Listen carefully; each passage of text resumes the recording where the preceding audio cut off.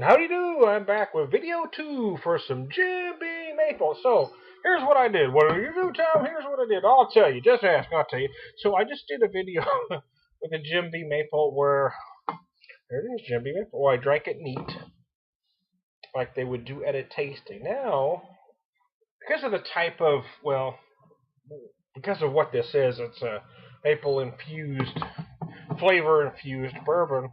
Thought, well, let's try it on the rocks and see what we got here. So what I did was I have an ice phobia. I won't get into the whole thing, but I have to do my own. But anyway, I froze about a shot of water in the bottom of my glass here. So I poured about a jigger. I filled it up to the jigger line there, as you see. 1.5 ounces is the jigger line. 1.5 ounces is a jigger, for those of you that don't know. Oh, the maple aroma on this is just beautiful.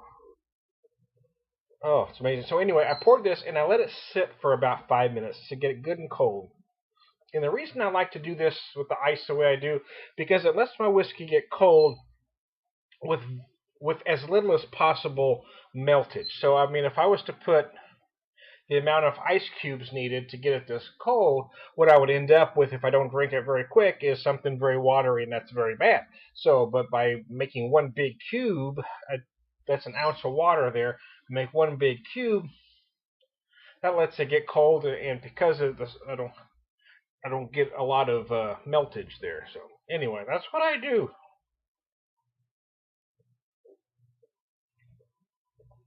Oh my gosh! Wow. Drinking it neat. I didn't. It went very quickly. This is incredibly smooth. You have no bourbon burn at all. I mean, Jim Beam isn't Jim Beam, regular Jim Beam, the 4-year-old. You know, for a 4-year-old bourbon, it is very good for what it is, for what it's supposed to be. But this, I mean, there is no burn whatsoever. I cannot believe it's 70 proof because it is just wickedly easy to drink, and it was very easy, neat, but cold. It is just gorgeous. And I was mentioning in the other video, I kept thinking of other applications for it, what foods it would be great in, and just sitting here now or standing here now, thinking, man, can you imagine how great this would be in some coffee, after your holiday dinners? I mean, in some cocoa even. I mean, it's just beautiful. Yeah, I mean, a shot of this and some good coffee. Holy smoky Martha! You know what I'm saying? Woo! Oh my gosh, stuff is brutal good.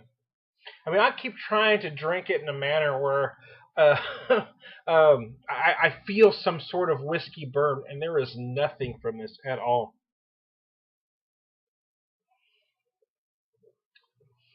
I mean, it is just wow, wow, wow, wow.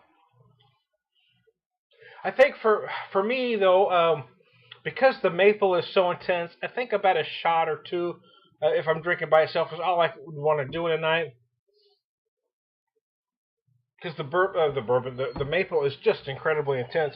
But I mean, in things, I keep thinking, man, it's some coffee and some cocoa. This would be awesome. Used to make some bourbon balls, in place of vanilla and some cookies or a pecan pie. I think, man, this would be beautiful on so many levels. But drinking it is just so incredibly smooth. It's unbelievable.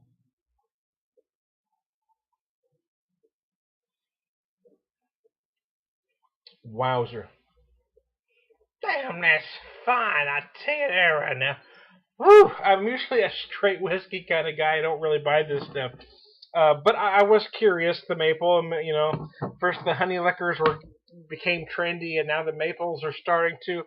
Um, I see this being very popular, especially in the fall as we get colder. Maple is kind of comforting. I really can see that popular over your holidays.